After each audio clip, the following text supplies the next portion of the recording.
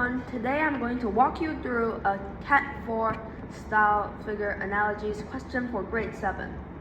I'll show you how I look at the shapes, find the pattern, and decide on the correct answer step by step. First of all, let's take a look at the first question. The first figure relates to the second figure. So the question is, which option does the third figure relate to? Is it A, B, C, or D? First, let's find the pattern from figure 1 to figure 2. The two semicircles at the top and bottom combine to form a solid circle in the center. The solid square in the center increases in size and expands and becomes a larger white circle on the outside. So that's the pattern from the first figure to the second figure. Now let's apply the same pattern to the third figure. The two triangles on the sides will combine to form a diamond shape. The color changes from white to black. From black to white. The color changes from black to white. And then the triangle in the center becomes larger and changes color. And instead of white, it becomes shaded. So the correct answer is A.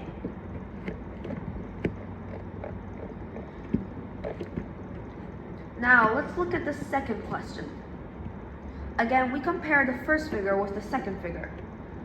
From figure 1 to figure 2, the pattern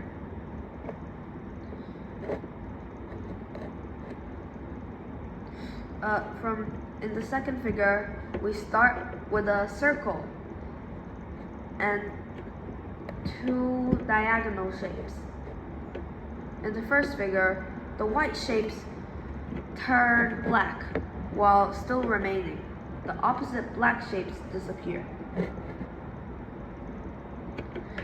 And now in the third figure, two white shapes turn black and remain, while the black shapes disappear. It's the same pattern.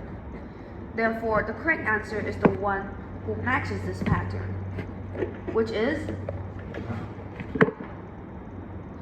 C. As the white becomes black and the black pieces disappear. Now, let's look at the third question.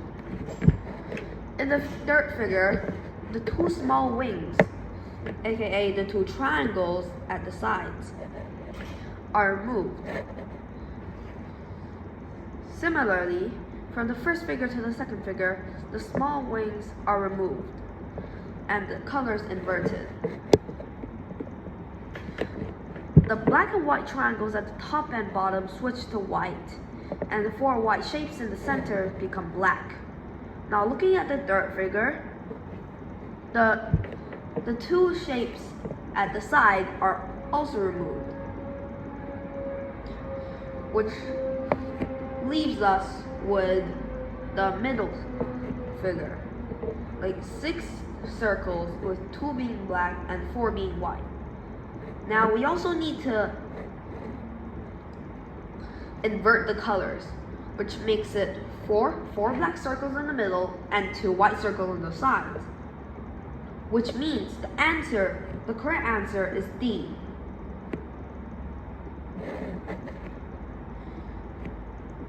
Now, let's prepare for the fourth question. Let's look at the fourth question. We can see that from the first figure to the second figure, the colors along the diagonal switch between black and white, and the connecting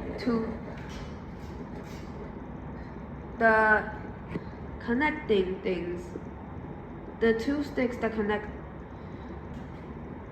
we have to connect the 4 figures that once were separated by the 2 sticks. Now, we need to remove the cross. So the same thing applies to the third figure, which is we remove the cross, connect the four shapes, and then invert the colors, which means the white becomes black, the black becomes white. So the answer is C.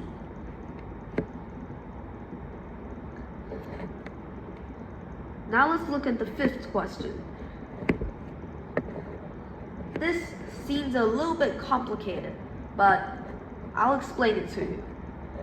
We have three bowls,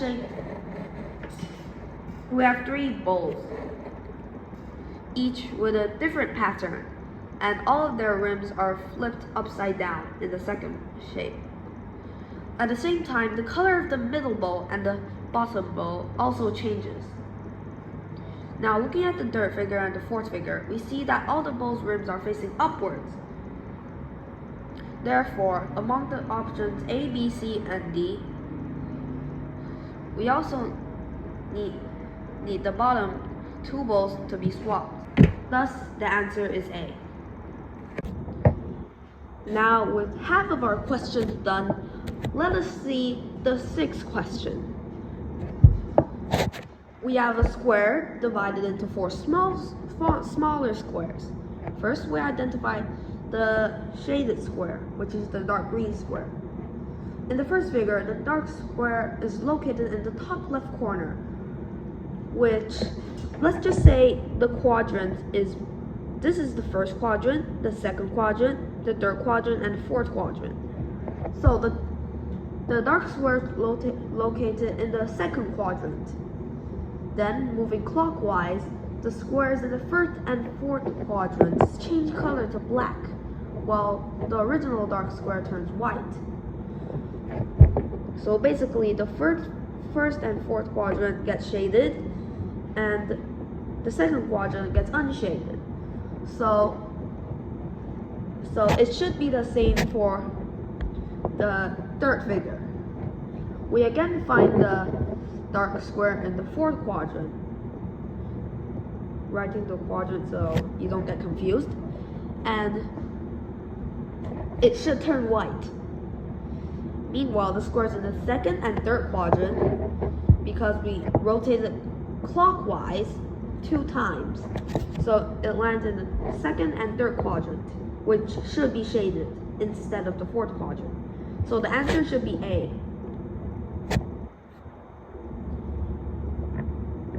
Now, for question 7, in figure 1, there are 3 shapes, 2 stacked on top of each other and 1 shaded circle beside the square. It turns into a second figure. Well, the shaded from the circle, which is the beside shape, turns unshaded, while the shape stacked on top of the other shape, which is the triangle, turns from unshaded to shaded.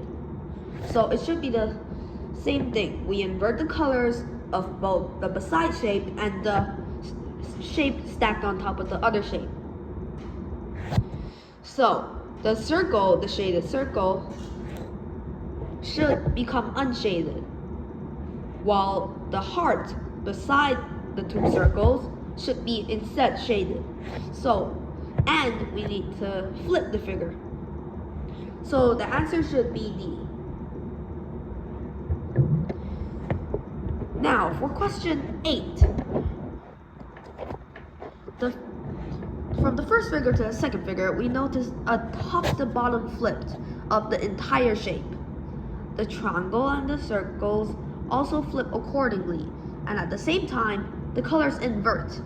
Dark becomes light and light becomes dark.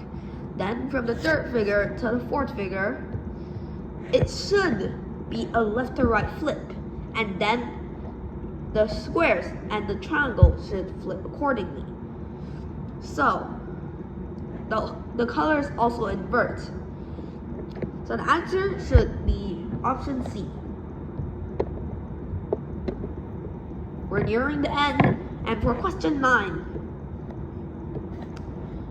From the first figure to the second figure, the 3 central squares combine and enlarge to a large outer square while still being shaded, and the large outer circle shrinks and moves to the center, maintaining a lighter color.